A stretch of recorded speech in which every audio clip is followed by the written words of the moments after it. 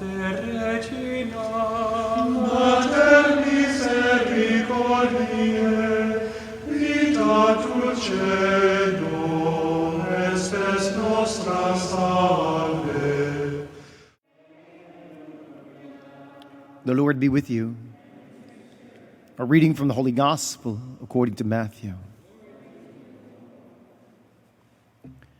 At that time Jesus exclaimed, I give praise to you, Father, Lord of heaven and earth.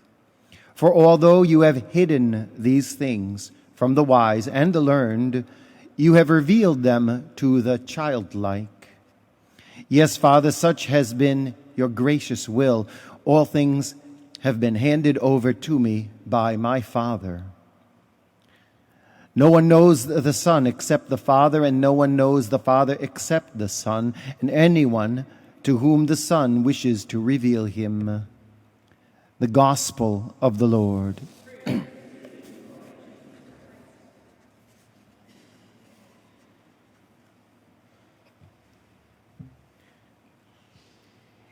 In yesterday's Gospel,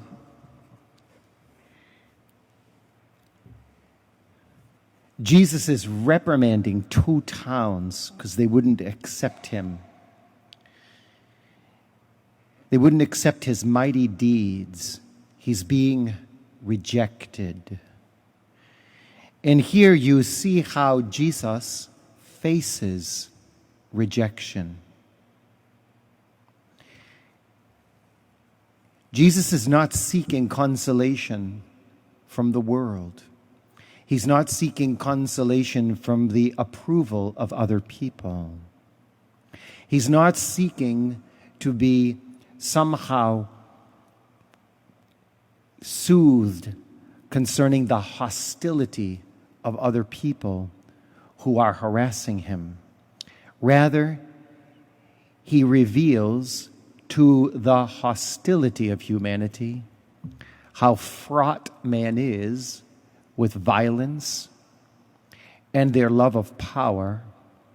And in the midst of all that, he reveals where his source of power comes from: the love of the Father, the security of being in the Father.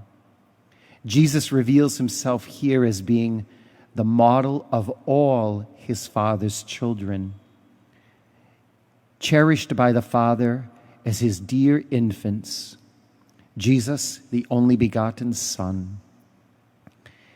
Jesus' default mode, you could say, is his ordinary consciousness of himself as a cherished son of his Father, of the eternal God Most High.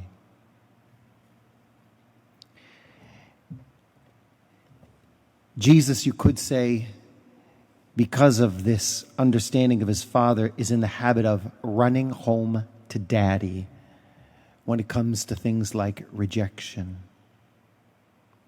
And so when everything fails, he turns to the Father. I give you praise, Almighty Father. And when the world opposes him, he turns to the Father. I give you praise, O Lord of heaven and earth. Why? Because turning in praise that redirects us, converts us from looking into ourselves and all the hurt to the one who heals everything. It's a return to the vision of who I am. I am a loved son or daughter of my Heavenly Father. It is a return to the truth of who loves me, created me, knew me before he knit me in my mother's womb, has placed a value on me that is more expensive and costly than the combined effect of all the wonders of the universe, because those things were created by his simple word, when my life is worth every drop of his precious blood. This is amazing. the return to the vision of where I am going to be with my Father.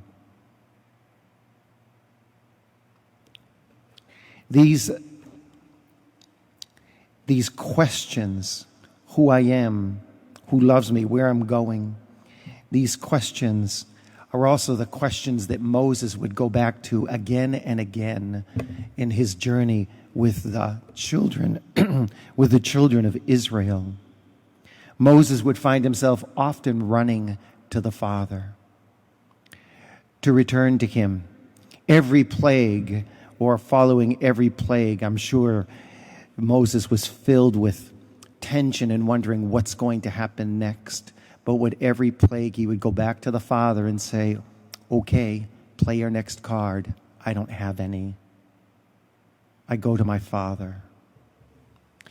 His constant turning to the Father was his legacy. And Jesus reveals in this brief passage here that this is the legacy he wants for all his disciples.